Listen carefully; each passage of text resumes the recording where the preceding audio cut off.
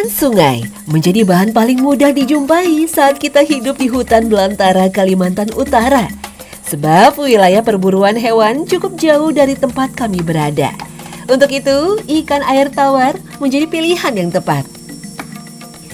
Masyarakat Dayak Okolot menyebut kuliner yang kami buat ini ikan tamba. Ikan yang diawetkan dengan proses fermentasi tradisional menggunakan bahan-bahan alami. Nah, ikan yang paling cocok untuk membuat kuliner tamba ini adalah jenis ikan berkumis seperti patin sungai. Unik sekali, masyarakat pedalaman memang selalu memiliki kearifan lokal terkait kebutuhan dasar hidup manusia.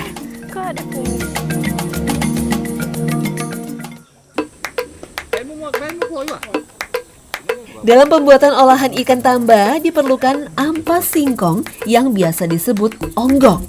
Sisa perasan singkong yang telah diambil patinya.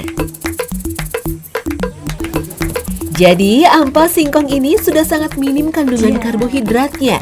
Tinggal tersisa kadar protein yang sangat rendah, juga mampu menghasilkan asam laktat dan alkohol dalam jumlah sedikit. Kehidupan masyarakat di Kaltara ini kadang ada di kampung, kadang ada di kebun. Ya tergantung musimnya aja gimana.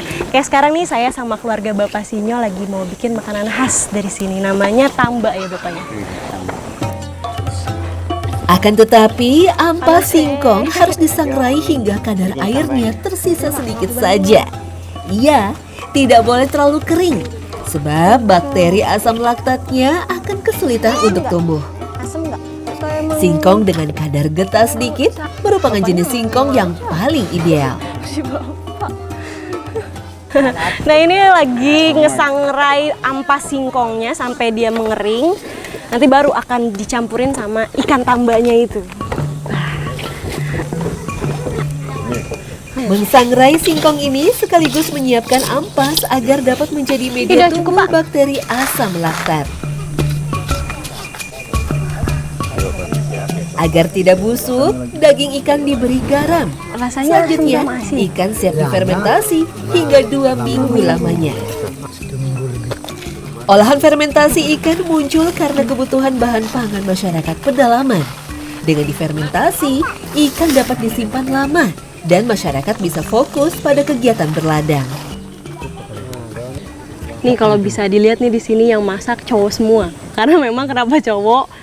Jadi masakan ini biasanya dimasak pas di dalam hutan, bapak-bapaknya lagi berburu. Jadi di dalam hutan masak ini dibawa pulang, didiemin deh seminggu. Jadi enak tuh ibu-ibunya tinggal makan doang tuh. Lihat aja tuh di atas, lagi pada nungguin sampai mateng ya Pak ya. Ini yang kasih masak. Pengolahan ikan serupa ikan tamba ini juga dilakukan masyarakat Dayak lainnya. Di Kalimantan Tengah, masyarakat Dayak Ngaju mengenalnya dengan nama wadi. Sementara orang Banjar menyebutnya ikan pakasam di daerah Kalimantan Selatan. Prinsip membuatnya sama, tetapi bahan pemicu fermentasinya yang berbeda-beda. Bisa beras ketan atau jagung yang disangrai, rasanya pun jadi berbeda-beda.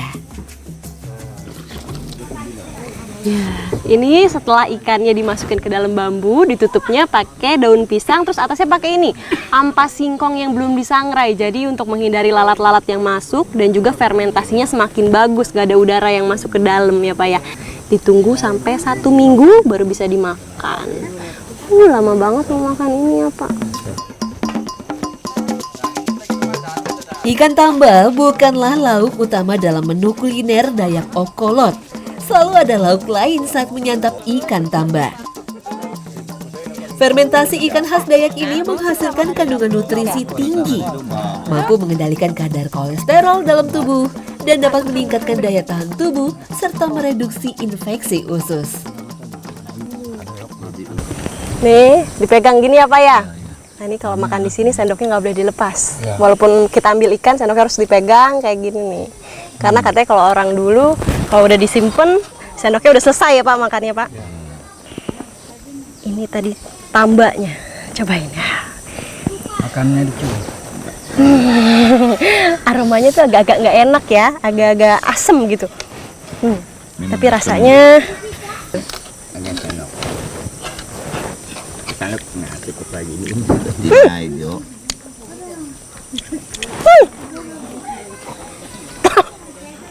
Pertama di mulut tuh enak ya, tapi lama-lama asem banget, Pak. Ini ikannya pertama-tama di mulut enak, asin. Agak-agak asem dikit, tapi lama-lama udah didiemin makin asem. Emang begini apa ya? Ini dimakannya pakai hilwi. Wah, mantap. Saya nggak kuat asemnya. Makanan fermentasi seperti ikan tambah khas Dayak Kalimantan menjadi bukti nyata kejeniusan leluhur bangsa Indonesia dalam mengolah bahan makanan. Salut, sekaligus bangga menjadi bagian dari Nusantara. Ikannya yang kemarin kan Pakai ini aja. Bisa juga.